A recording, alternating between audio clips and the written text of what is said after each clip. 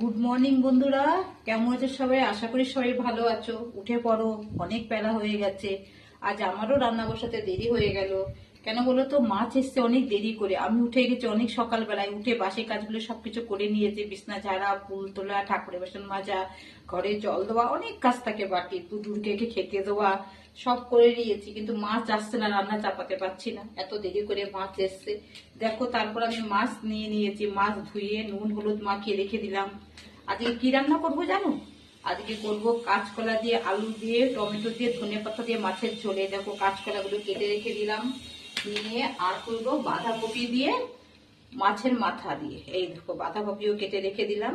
এবার আমি দেখো কড়াইতে তেল দিয়ে দিয়েছি, দেখতে পাবে না। এই দেখো, মাছ দিয়ে দিচ্ছে এবার, বুঝতে পারছো? তাহলে বছরটা শেষ হলো, আজকে শেষ হচ্ছে, কালকে 1 জানুয়ারি। তোমাদের বছরটা কেমন কাটলো কমেন্টে জানিও। আমার তো মোটামুটি ভালোই কেটেছে, বেশি ভালো আশা আমি করি না, ঠিকঠাকই কেটেছে, খারাপ নয়। তো সবাই ভালো থেকো, সুস্থ থেকো, আর আমার ভিডিওগুলোকে দেখতে থেকো, বুঝতে পারছো? অনেক কষ্ট করে ভিডিও বানাই, তোমরা যদি দেখো তো ভালো লাগে। এবার কথা বলতে বলতে আমি তেলের মধ্যে মাছ ছেড়ে দিলাম। আজকে অনেক বেশি কিছু রান্না করবো না, আজকে